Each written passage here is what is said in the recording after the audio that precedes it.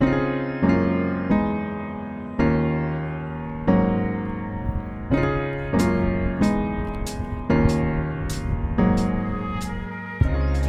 what's up guys, Doc Easy here, and the sun is finally shining in New York City, so I'm here to give you my impressions of the GFX 50R.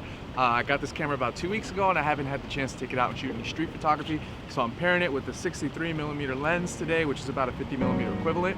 This camera's a little slow and laggy, and we already know that that's the nature of the beast with medium format, so my style today is going to be camping nice spots where the light and the contrast is very high and waiting for subjects to walk into my frame. I also got the DJI Osmo Pocket because I know I've been a little slow with the content lately, so I'm hoping that this little baby will make me a little more self-sufficient so I can keep these videos coming. Let's go check it out.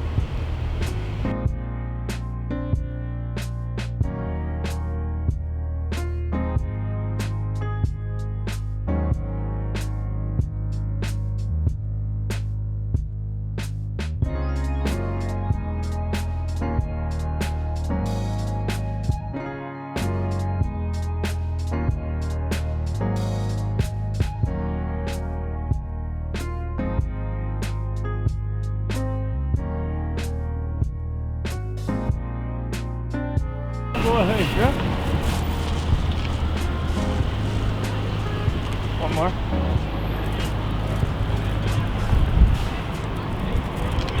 Just over here at me. Thank you very much, sir. What was your name? James. James and Jason. Pleasure to meet you. Pardon the glove, sorry. What makes New York City great? Our flag. My fellow Americans, I want you to listen to me. If you elect me president, I will not lie except.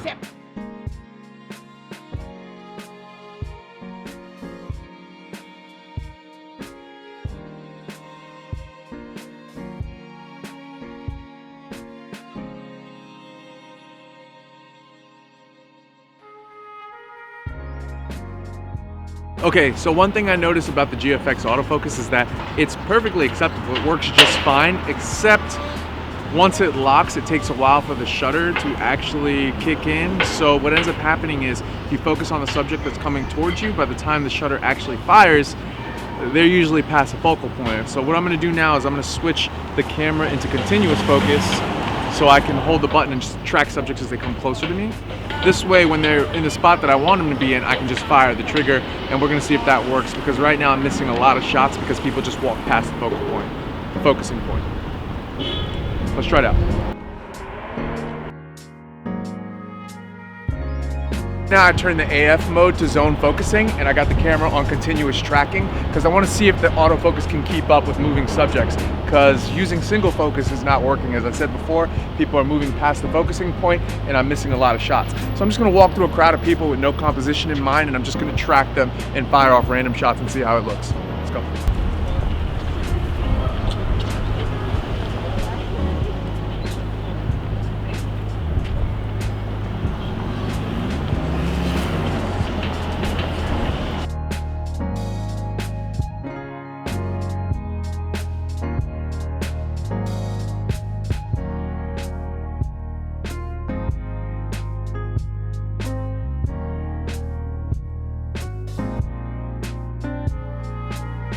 Alright, so none of those photos hit just now as I was doing the continuous focus. It might be a little bit too fast. I'm gonna slow it down and see what I get.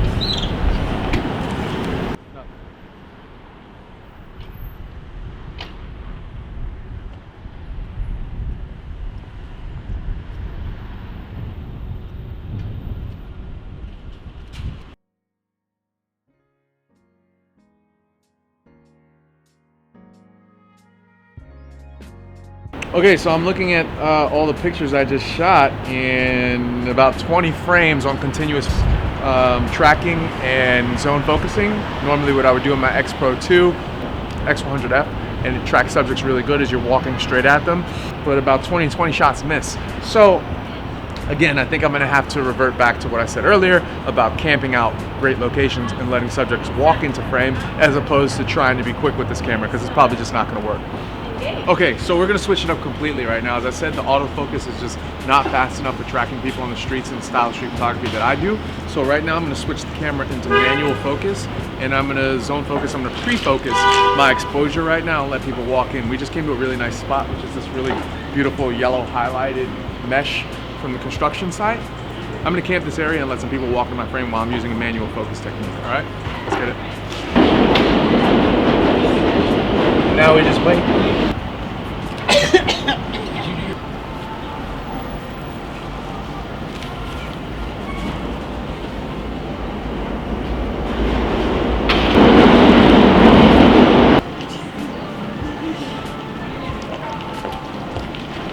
Oh, God, I right? cracked the rib. It's a weird angle.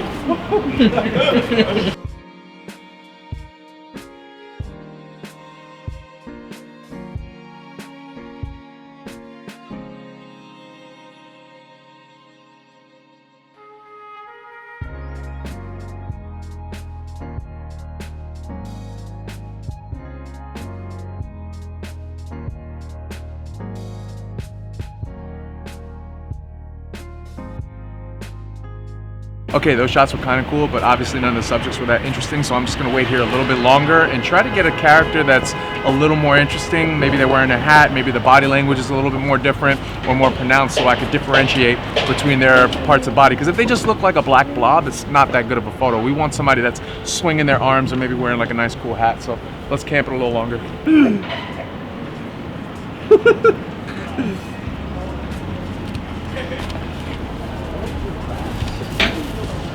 Alright guys, so today wasn't the most fruitful day of shooting. If anything, I just proved to myself that the GFX 50R is probably not the street shooter that I want it to be. I'm still going to use it for landscape stuff, I'm still going to use it for portraits, but I really want to get home and check out these files before I really make a judgment on it, because what I've seen so far is gorgeous, but unfortunately the autofocus is not fast enough to keep up with my speed, at least the way that I shoot. So I don't want to, again, make any judgments, so let's get back to the crib first so I can check out these files, and I'll see you guys there.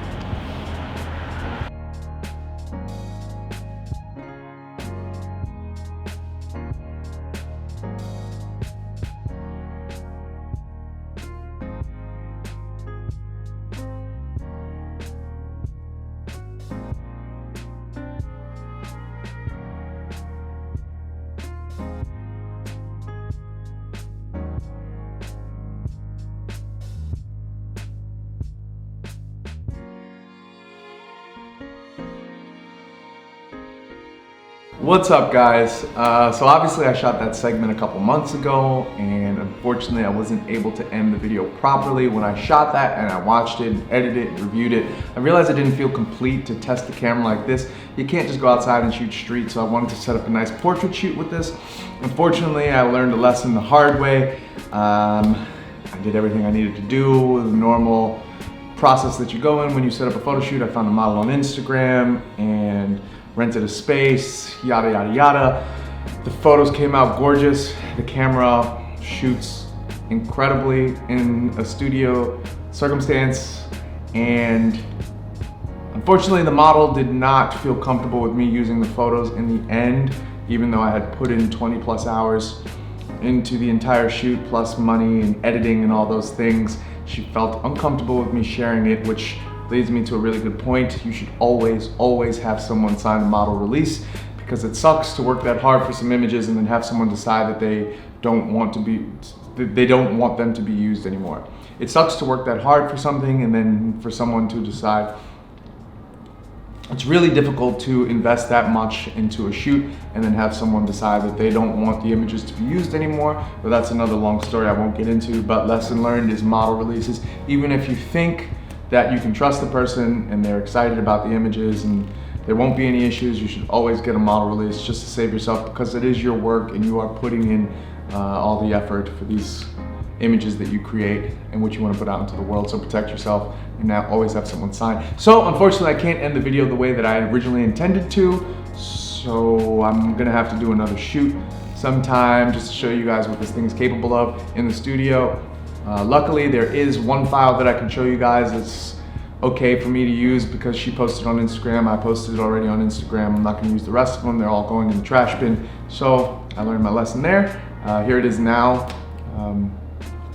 But yeah, I'm gonna set up another shoot with this and you guys can see what it's capable of. And the next time, the only complaint that I had about this in the studio was that After about 400 or 500 images, it started to choke on me. Now, it didn't give me any signs like it was overheating or anything like that. I had it tethered to capture one, and it was all going seamless, no problem the entire shoot. But once I hit about 400 images to 500, it just stopped processing them. It wouldn't send them through. The lights on the back started flashing as they were syncing to the computer, and I only had one option: to wait about 2 or 3 minutes for the camera to finally catch up and release those images into Capture One, or unplug it and lose the files and start over again. And that happened about 20 times after that point. And as you know, if you're shooting someone who is in the nude, it's very uncomfortable to be waiting on a camera to catch up to you. And it's very strange. The files look beautiful, but again, that's the nature of the beast with this type of camera. It's very slow and sluggish, and the files are robust, so you have to have a system that can handle it. But that's pretty much all I can say about this. This is not a review, this is just my impressions right now. I do love this camera. There are some shortcomings, but obviously we knew that that was gonna happen. So I'll do a long-term review later on down the road after I've gotten this thing really through its paces and like spent some time with it like I have with my X Pro 2. But I've got some more videos in the works. I got a special guest in town that you guys might know already from one of Samuel Streetlife's videos. So stay tuned for that video coming up soon, and I'll catch you guys on the next one. Peace.